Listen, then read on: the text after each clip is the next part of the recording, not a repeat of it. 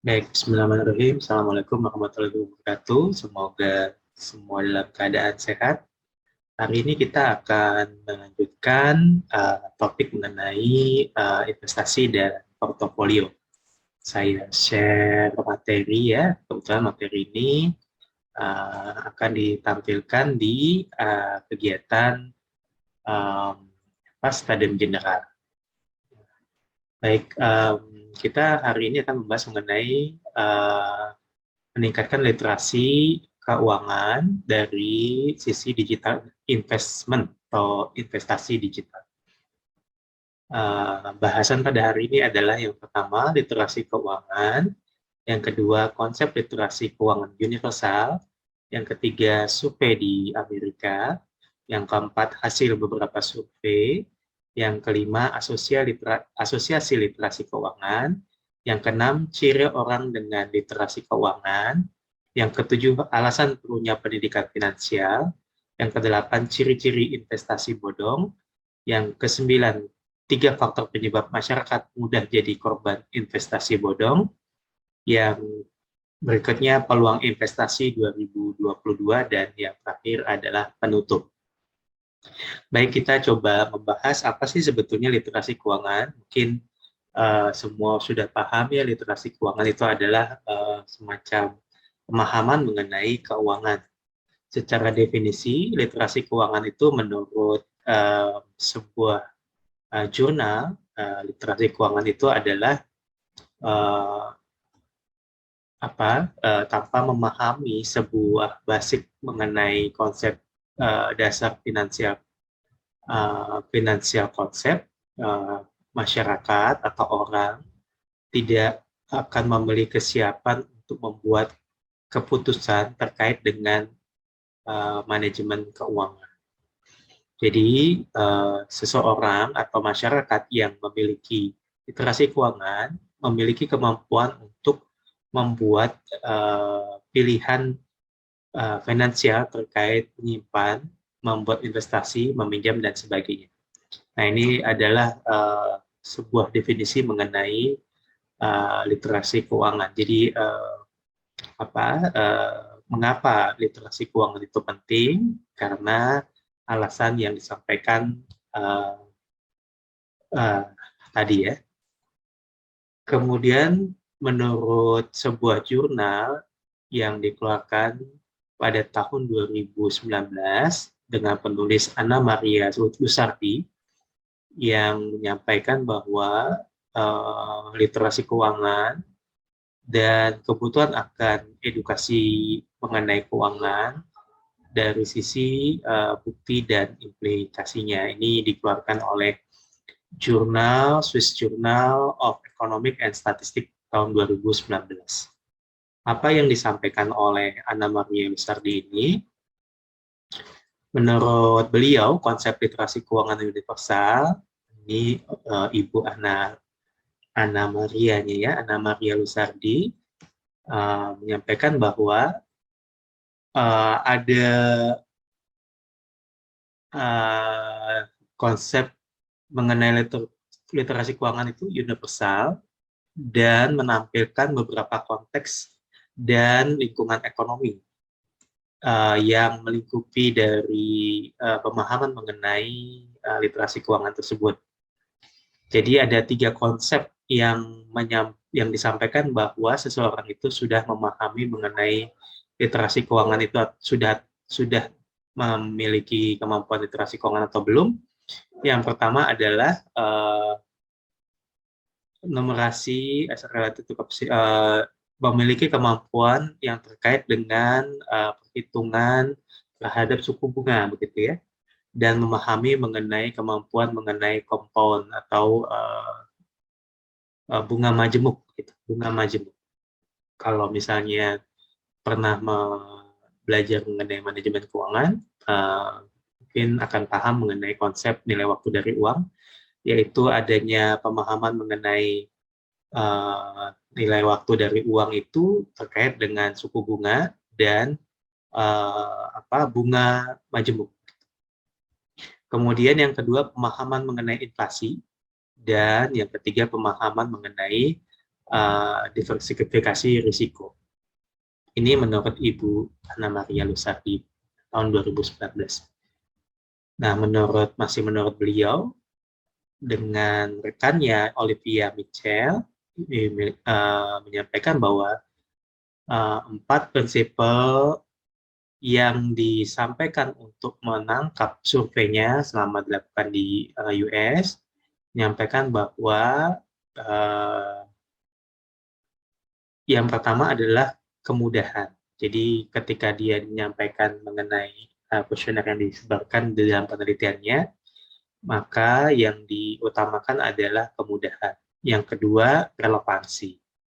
Mengenai konsep keputusan keuangan day per day, hari per hari, dalam life cycle-nya.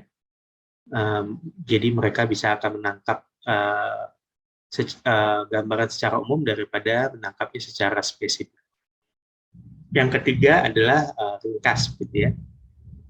Jadi jumlah kuesioner, jumlah pertanyaan harus tidak begitu banyak, tapi aman dalam menangkap cakupannya. Dan yang keempat, adanya kapasitas untuk perbedaannya. Jadi artinya pertanyaan-pertanyaan dalam kuesionernya itu harus memiliki kemampuan untuk membedakan pemahaman keuangan yang diizinkan dari responden yang ditangkap. Jadi ini dilakukan dengan cara tanya langsung, kemudian dengan cara menelpon, dan dengan cara survei secara online. Dan hasilnya menurut kedua peneliti ini, yang pertama ini dilakukan secara secara menyeluruh di seluruh dunia di 15 negara. Di sini kita menangkap beberapa riset ya, misalnya Lusardi dan Mitchell yang tadi kita sampaikan di slide sebelumnya itu dilakukan di US. Dan di sini kita lihat bahwa data diambil tahun 2009 sampai 2014. Kemudian di sini kita menanyakan ada suku bunga atau interest, ada inflasi, dan ada diversifikasi risiko. Dari ketiga kategori tersebut, yang ditanyakan adalah apakah ketiganya betul menjawab atau paling tidak ada satu yang tidak diketahui. Dan jawaban yang paling tinggi adalah temuannya di Jerman, yaitu dengan 3 benarnya paling banyak, yaitu 53,2. Dan yang paling rendah di riset ini itu ada di Rusia, itu cuma 3,7. Ya, begitu ya. Ini sebagai gambaran bahwa penelitian yang dilakukan di banyak negara ternyata memiliki jawaban terhadap pertanyaan dari respondennya, memiliki jawaban yang berbeda-beda. Hasil dari beberapa survei, selain dari Mitchell dan Lusardi tadi, kita juga menemukan bahwa pada tahun 2014, Standard & Poor's Global Financial Literacy Survey menunjukkan bahwa di seluruh dunia, masyarakat paling tidak mengetahui mengenai risiko dan diversifikasi risiko. Persamaannya adalah pada tahun 2016, menurut Allianz, which collect evidence from the Europe, yang melakukan riset di negara-negara Eropa, pada konteksnya uang, kemudian literasi keuangan dan risiko, menunjukkan bahwa very low risk literasi, sangat rendah literasi keuangannya di negara-negara yang disurvei. Di Austria, di Jerman, dan di Swiss, which adalah merupakan 3 negara dengan financial knowledge atau pengetahuan finansial yang paling tinggi. Paling tidak 20% dari responden dapat menjawab 3 pertanyaan yang relevan tersebut. Ini menurut Allianz 2017. Artinya di negara-negara yang kita anggap maju pun literasi keuangannya ternyata juga belum begitu menyeluruh. Kemudian ini kita lihat finansial literasi sesuai dengan usianya di USA, di Amerika. Pada gambar menunjukkan presentasi responden yang menjawab benar dari 3 pertanyaan pada kelompok usia pada tahun 2015. Ini menggambarkan bahwa ternyata yang menjawab paling benar itu pada usia yang 70 sampai 74 tahun. Kemudian yang paling rendah itu 18 dan 24 tahun. Jadi di Amerika sendiri, kurang dari 30% responden menjawab benar dari tiga pertanyaan yang terkait ketiga hal tersebut. Walaupun banyak konsekuensi financial decision before age, di Swiss hanya 45% yang pada usia 35 atau lebih muda menjawab dengan benar dari 3 pertanyaan tersebut. Dan gambar 1 menunjukkan bahwa usia yang sudah tua dan di mana orang sudah membuat keputusan tidak juga bisa menjawab literasi keuangan di 3 pertanyaan tersebut, yaitu suku bunga, kemudian diversifikasi risiko, dan inflasi. Kemudian kalau dikaitkan dengan gender, paling tidak ada satu yang tidak menjawab pada gender di sini. Kita lihat bahwa ternyata wanita lebih banyak tidak tahu mengenai literasi keuangan dibanding pria. Kalau di kategori di mana kalau ditanya 3 kategori tersebut, ternyata wanita yang banyak tidak tahunya, gitu ya. Ini kita lihat bahwa secara gender ternyata pria lebih mengetahui atau lebih terliterasi secara keuangan. Kemudian apabila diasosiasikan, maka literasi keuangan diasosiasikan dengan pendapatan yang tinggi, high return on investment, dan pada aset yang lebih kompleks atau yang lebih banyak seperti saham, kemudian yang secara umum dia menawarkan rate of return yang tinggi. Temuan ini menunjukkan bahwa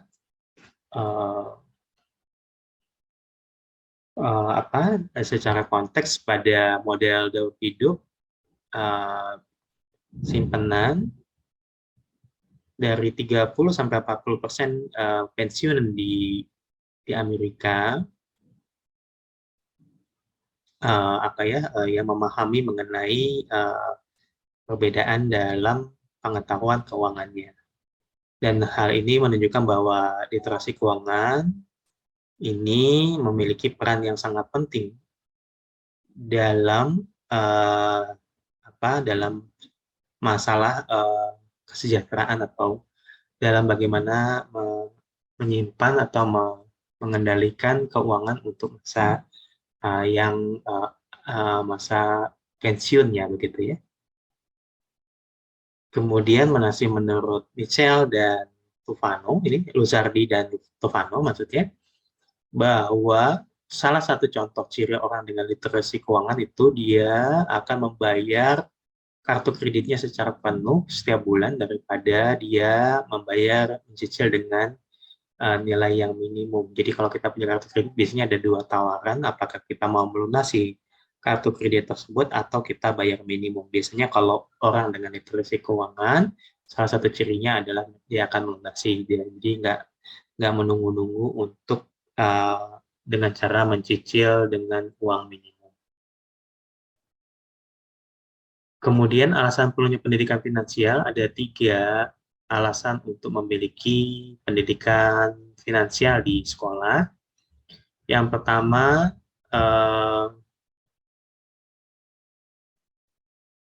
jadi ini bagi orang-orang muda ya, bagi anak muda memiliki basis konsep atau konsep dasar mengenai keputusan pengambilan keputusan di keuangan sebelum mereka membuat sebuah keputusan. dan memiliki konsekuensi finansial.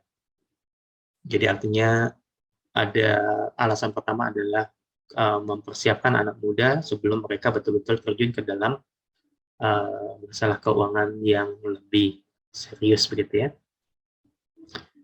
Nah, kalau di sini kita bisa menemukan banyak sekali contoh tingkat literasi keuangan pada mahasiswa di Indonesia. Contohnya ini oleh Farah Margareta dan Risa Arif Pambudi, ini bagus jurnalnya mengenai tingkat literasi keuangan mahasiswa S1 di Fakultas Ekonomi UI begitu ya.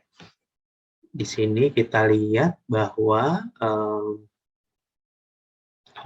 temuannya adalah, ini di Trisakti ya, di Trisakti. Jadi menggunakan metode online, menambah jumlah pertanyaan dan menambah variabel, dan hasilnya bahwa memang literasi keuangan adalah 48,91, tapi dalam kategori yang masih rendah. Ini menurut Margareta dan Pambudi. Ini contohnya ya, contohnya bahwa banyak riset mengenai literasi keuangan pada orang muda dan memang temuannya masih sama secara umum dianggap masih rendah.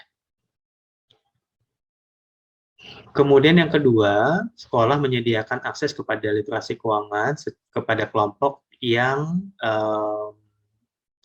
mungkin tidak terekspos di dalamnya atau tidak secara equal atau secara bersamaan terekspos kepadanya. Sebagai contohnya misalnya pada wanita. Di sini literasi keuangan itu biasanya tidak secara spesifik disampaikan oleh sekolah atau sebuah tempat belajar.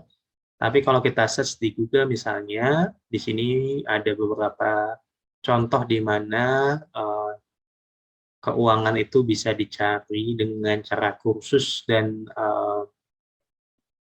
beberapa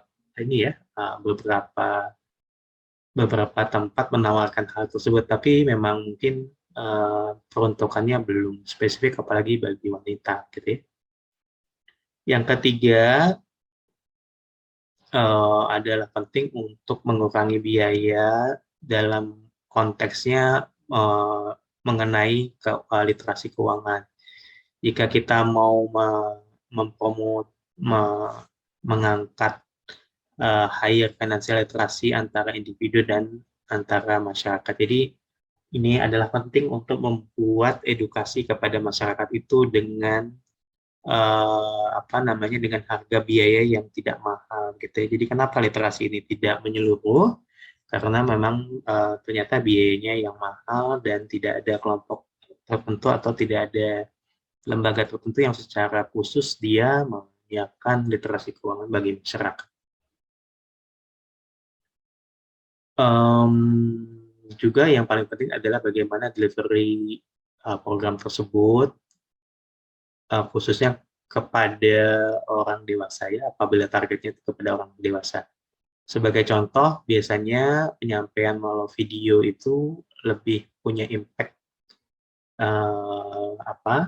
terhadap perilaku finansial, keuangan, daripada instruksi ya.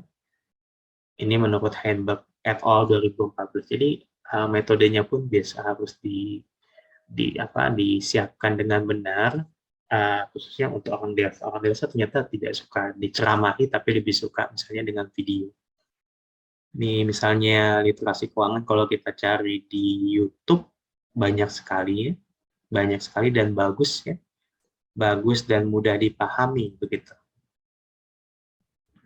Nah, misalnya ini juga apa itu literasi finansial, ini banyak sekali, view-nya sampai 1,8 juta. OJK pun mengeluarkan video literasi keuangan perbankan, view-nya sampai 49 juta. Ini indikasinya bahwa memang literasi keuangan itu memang sudah tersedia, tinggal kesadaran ya masyarakat untuk menangkap peluang tersebut atau memahaminya begitu ya. Kemudian bagaimana literasi keuangan di dunia? Ini saya masih mencoba mencari informasi mengenai literasi di dunia. Ternyata di negara kita di Indonesia masih dalam kategori yang rendah ya, dari ditunjukkan dengan warnanya yang masih biru muda ya, dibandingkan di presentasi orang dewasa yang sudah financial literate dibanding Amerika dan Eropa dan Australia. Nah, di sini menurut jurnal ini, S&P Global Financial Literacy Survey, Indonesia masih di kategori 32%. Nah, ini juga kalau dibandingkan dengan pendapatan per kapita, negara-negara miskin ternyata memiliki literasi keuangan yang masih tergolong rendah begitu ya. Kalau yang di GDP-nya di bawah 12.000 misalnya, dia masih di bawah garis standarnya gitu ya. Nah, kemudian kalau masih dari S&P Global Financial Literature Survey, di sini menunjukkan bahwa adult with account ini biasanya kalau di emerging economy, di negara-negara berkembang, biasanya masih tinggi yang belum terliterasi keuangan ya, masih di 20 sampai 40% yang belum terliterasi, sedangkan yang literasi masih di kisaran 20, sedangkan di negara-negara maju itu sudah mencapai hampir mendekati 60% yang sudah terliterasi, dan yang belum terliterasi masih lebih sedikit. Kemudian ini juga masih dari riset yang sama. Di sini kita lihat bahwa Indonesia secara statistik menunjukkan bahwa literasi keuangannya masih dalam kategori yang rendah begitu. Oke, dibanding negara-negara lain ya. Nah, ini kita coba melihat kalau dari sisi orang muda, bagaimana literasi keuangannya. Ini menurut PISA 2018 result, ini dari sebuah kajian jurnal juga. Di sini menunjukkan bahwa siswa dan uang, dari riset yang dilakukan, 94% siswa bahwa mereka memiliki informasi tentang uang dari orang tuanya. Kemudian 8 dari 10 siswa dapat menginterpretasikan detail penting dalam dokumen keuangannya. Jadi lumayan ya, student itu bisa memahami. Kemudian 54% dari siswa memegang sebuah account di bank atau di masyarakat, kantor pos, dan di tempat kredit begitu ya. Kemudian 45% student hold payment card, jadi memegang kartu kredit atau debit ya. Payment atau debit ya, 45%, lumayan banyak ya. Ini data dari OECD secara rata-rata, di mana dikolek tahun 2018 di siswa yang memiliki usia 15 tahun. Kemudian 73% student, mahasiswa ini membeli sesuatu dari digital online, baik sendiri maupun dengan keluarga sepanjang 12 bulan, dan 39% dari siswa menyampaikan bahwa mereka memiliki melakukan transaksi melalui mobile ya, sepanjang 12 bulan. Nah, ini rata-rata literasi finansial di negara-negara di beberapa negara ya, khususnya buat orang muda ya, di Indonesia masih di kategori yang rendah ya, apalagi dilihat dari garis secara total 505 poin, secara rata Indonesia masih di kategori antara 40 sampai 60. Indonesia masih di kategori antara 455 sampai 380 sampai 405 ya. Perbandingan investasi pendidikan berupa negara, di sini bahwa negara melakukan berbagai macam investasi di edukasi, dan pada usia 6-15 kurang dari 15.000 USD di Indonesia, dan kalau di Peru 20.000 sampai 30, dan di Serbia lebih dari Peru dan Serbia, dan di Australia dan Finlandia dan di Amerika bahkan mencapai 100.000 investasi pendidikan untuk finansial ya. Kemudian peran orang tua pada literasi keuangan di dalam kajian ini juga menunjukkan bahwa informasi yang mereka peroleh memang mayoritas asalnya dari orang tua, kemudian dari internet, kemudian dari guru, dari teman, dan televisi dan majalah. Kemudian sesering apa mereka diskusi masalah uang dengan orang tua, ternyata memang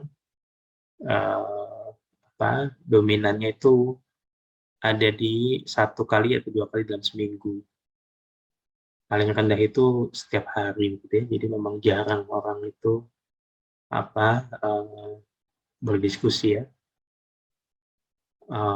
Pada garis yang tegas itu student punya keputusannya sendiri. Kalau yang titik-titik itu student money voting that student want to buy. Jadi jumlah uang yang mau dibelanjakan oleh siswa atau oleh mahasiswanya.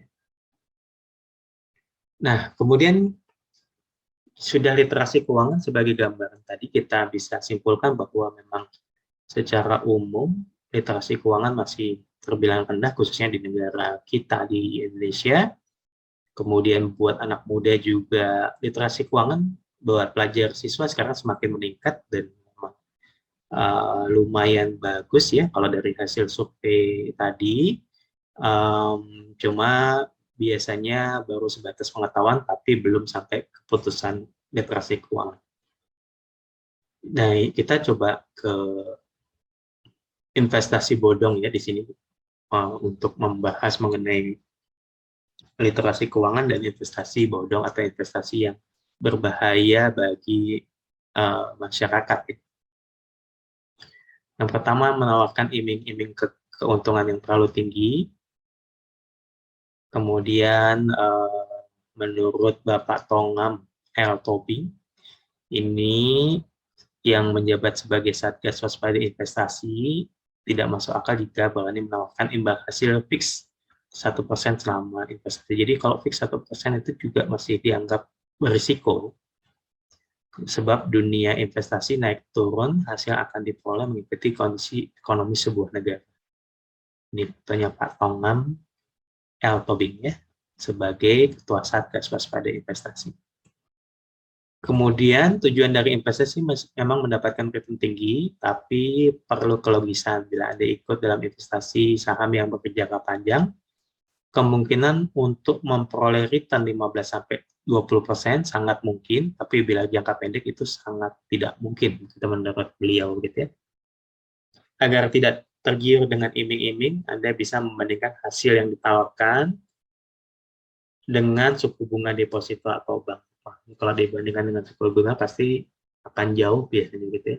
Ada yang 5% per bulan, sedangkan suku bunga mungkin tidak sampai 1% per bulan. Nah, ini kalau digambarkan dari tahun ke tahun, ini dari sebuah data ya, bahwa saham paling tinggi persentase kenaikannya. Kemudian ini menurut Bloomberg ya, tapi tahun 2012 ini udah agak lama. Kemudian tabungan memang paling rendah 33% secara rata-rata return ya begitu ya. Kemudian yang kedua, memperoleh keuntungan dalam jangka cepat dan singkat. Dalam investasi ilegal, biasanya Anda akan mendapatkan iming-iming untuk memperoleh return tinggi dalam waktu singkat dan cepat. Risiko pun dikatakan akan sangat minim. Nah, itu jadi biasanya secara teori semakin tinggi risiko, return-nya akan semakin tinggi. Tapi Kalau investasinya ilegal, biasanya mendapat iming-iming untuk mendapatkan return yang tinggi dalam waktu yang singkat. Jika menemukan itu, Anda perlu hati-hati dan mewaspadinya, sebab tidak ada investasi yang memberi keuntungan dalam waktu cepat dengan nominal tinggi. Semua butuh proses, tidak ada yang instan dalam investasi.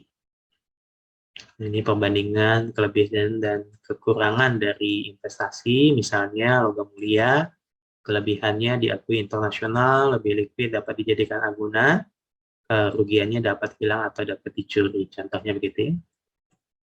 Kemudian 3, situs investasi tidak memiliki dokumen perizinan yang resmi. Ini kalau yang bodong ya. Semua platform investasi yang berhubungan dengan finansial akan diawasi dan perlu memperoleh izin dari pihak pemenang, yaitu Otoritas Jasa Keuangan atau OJK. Maka inilah yang perlu Anda cek pertama kali ketika mencari investasi untuk meletakkan dana. Misalnya saya coba cari di toiletbusiness.com, ya. Ini ada daftar investasi yang terdapat di OJK. Bisa Anda coba cari di sini. Bila juga mereka memberi alasan untuk selalu berkelit jika perizinan sedang diurus, ketika diminta untuk menunjukkan. Ketika sudah merasa ada yang tidak beres dengan perizinan, segera tinggalkan, jangan Anda sia-siakan danakan. Jadi kalau misalnya Anda sudah investasi kemudian tidak ada izin, rekomendasinya adalah ditinggalkan saja, karena kalau tidak ada izinnya biasanya memang perusahaan akan berkelit, ada maintenance lah atau apa ya. Nah ini contoh dari salah satu salah satu kenapa Indonesia surga bagi operator investasi bodong. Di sini solusinya ada: 1, edukasi digencarkan, 2, saat investasi bodong lebih proaktif, 3, promosi produk investasi legal dan aman. Kemudian 4 faktor penyebab masyarakat mudah jadi korban investasi. Ini saya ringkas saja faktor penyebab masyarakat mudah jadi menjadi korban. Ini menurut Ibu Anggar Nuraini, Deputi Komisioner Edukasi dan Perlindungan Konsumen OJK. Setidaknya ada 3 penyebab masyarakat terjebak. Yang 1, rendahnya tingkat literasi keuangan, yang sudah kita bahas tadi. Kemudian yang kedua, proses pengaduan tidak berjalan dengan baik. Hal ini membuat OJK mengeluarkan peraturan mengenai perlindungan konsumen di sektor keuangan. OJK sudah memberikan layanan OJK 1555. Ini mungkin perlu sosialisasi sehingga bisa ditanyakan ya. Nah ini ada juga informasi bahwa OJK meluncurkan nomor kontak center baru 157. Ketiga, masyarakat memberi investasi yang tidak memiliki izin dan ditawarkan oleh perusahaan yang tidak berizin. Terlebih, perusahaan investasi mencatat nama tokoh yang terkenal.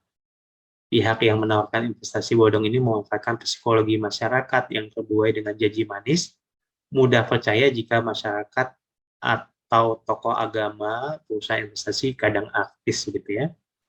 Ini saya coba kutip dari cnbcindonesia.com, artis yang melek investasi, ini yang investasinya sukses dan aman begitu ya. Misalnya Raisa investasi saham, Giring Ganesha misalnya di saham reksadana obligasi emas, Nikita Mirzani misalnya di batubara, kemudian Aura Kasih di forex dan valuta asing. Ya, jadi artis tidak juga semuanya menawarkan hal yang bodong, tapi juga ternyata sukses dalam berinvestasi. Kemudian bagaimana peluang investasi bagi pemula? Ada istilahnya peer-to-peer, ini mungkin nanti bisa dijelaskan oleh pembicara selanjutnya yang praktisi ya. Jadi menawarkan keuntungan bagi investor, juga membantu meningkatkan kesejahteraan masyarakat, di mana biasanya terkait langsung antara pemberi dana dan pelaku usaha ya. Ini diatur oleh peraturan OJK ya, nomor 77 tahun 2016. Kemudian yang kedua yang masih masih baik untuk dibahas adalah reksadana, dari dulu sampai sekarang masih ramai dilirik oleh investor. Apalagi aplikasinya juga sudah banyak dan mudah ya. Ada Ajaib, Bibit, Bareksa, Buku Reksa, Tanam Duit, dan iPod dan lain. Nah, di beberapa aplikasi ini sangat mudah dan banyak mahasiswa yang sudah melakukan investasi di reksadana. Emas menjadi instrumen mudah ingin berinvestasi, juga bisa dilakukan secara online, dan sekarang murah ya, bisa dilakukan dengan berinvestasi pada modal 100.000 misalnya. Nah, ini contohnya di internet bisa kita lihat ada 10 aplikasi jual beli emas terbaik, Tamasya, Indogold, dan seterusnya. Kemudian saham berisiko, tapi untuk pemula mungkin ada trik untuk mensiasatinya dengan modal minim dan uang yang dingin, gitu ya. Kalau rekomendasi dari tulisan ini saham cocok untuk pemula yang berencana naik ke level yang lebih tinggi dan memiliki wawasan untuk terjun ke level yang lebih tinggi ya. Nah, ini ada banyak info ya di internet juga mengenai ini. Saya rekomendasikan untuk segera, untuk juga membaca ya, sering membaca. Karena investasi dan literasi itu sejalan begitu ya. Jangan sampai kita terjun duluan, nanti menyesal kemudian gitu ya. Nah, secara umum, kita bahas dari bahasan tersebut bahwa literasi keuangan menjadi fondasi awal dari semua kekisruhan ini begitu ya. Di investasi digital ini, orang dengan literasi keuangan biasanya lebih siap untuk menerima informasi dan tidak secara terburu-buru mengambil keputusan investasi atau keuangannya. Produk investasi datang tiap hari, berbagai macam bentuknya ditampilkan dan sangat menarik ya. Banyak kejadian sekarang yang masyarakat mudah tertipu dan mudah baik dari pendapatan yang tinggi pasti, kemudian mudah aplikasinya, tinggal menampilkan nomor KTP dan lainnya. Nah, produk investasi yang digital ini membuat masyarakat menjadi lebih tertarik ya, bagi orang muda ya, anak muda biasanya lebih tertarik dan lebih